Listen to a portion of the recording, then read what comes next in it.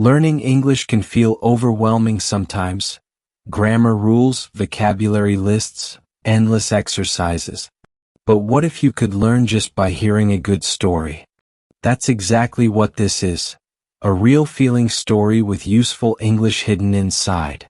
So if you're serious about improving your English while being entertained, make sure to hit that subscribe button, like the video, and let's jump into today's adventure.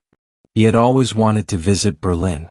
Not just for the history or the museums, but because people said it was a city that mixed old and new like no other.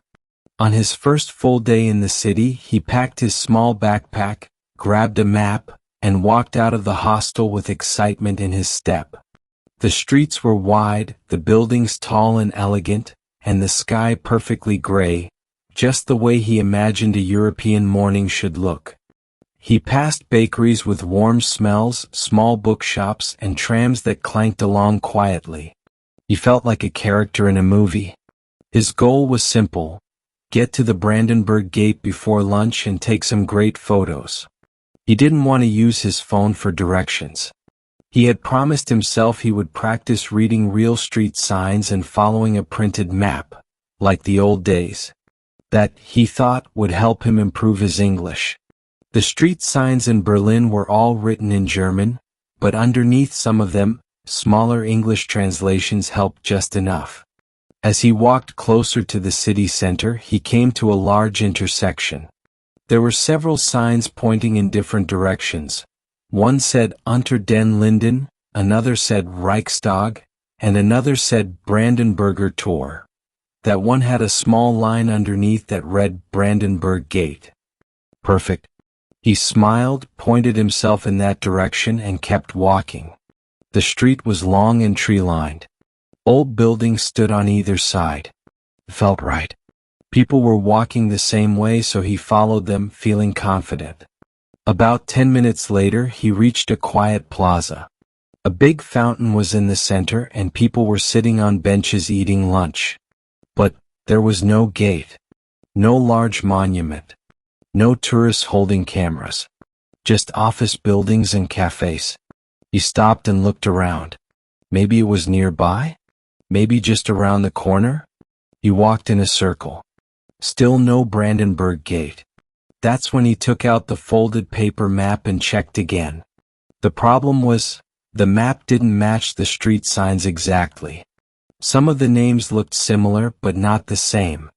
The word Tor was still on the map, but it pointed in the opposite direction from where he was now standing. Something wasn't adding up. He decided to ask someone. He found a man in a yellow vest who looked like he worked in maintenance. The guy didn't speak much English, but when he pointed at the map and said Brandenburg Gate, the man smiled and pointed back toward the street he had just come from. That way, he said clearly. He laughed to himself. He had walked the wrong way for nearly 20 minutes. So what happened? He looked back at the street sign that had misled him. It turned out that Brandenburger Tor was written at the bottom of the sign, but not as the main direction. It was just part of a sentence about the tram route. He hadn't noticed that tiny arrow pointing in a completely different direction. He had confused a public transport route sign for a street direction sign.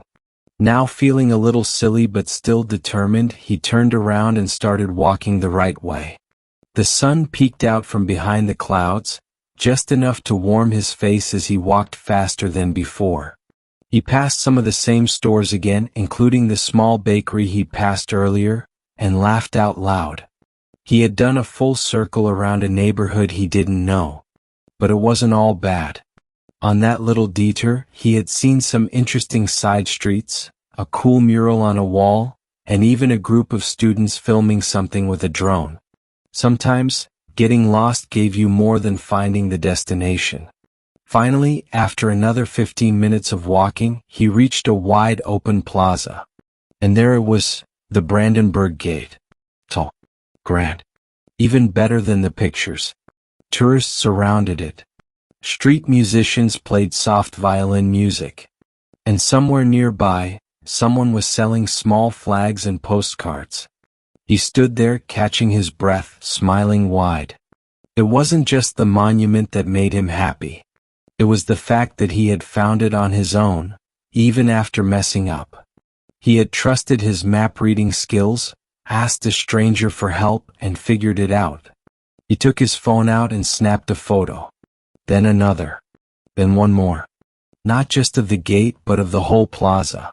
He wanted to remember the full journey, not just the destination.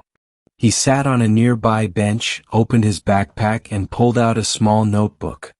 In it, he wrote down some new words and phrases he picked up from street signs. Eingang meant entrance. Tor meant gate. Richtung meant direction. He even made a note to look up how Berlin's public transport system works. That one confusing sign had led him down the wrong path, sure. But it had also taught him a lot. Not just about signs or German, but about staying calm, asking for help, and laughing at yourself when things don't go as planned. Before leaving the plaza, he looked back one last time at the Brandenburg Gate. This time not just as a tourist but as someone who had truly earned the view.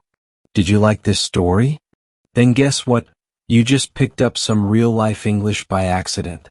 You saw how to describe a small mistake, how to navigate using signs, and how to reflect on a funny experience, all in simple, clear English.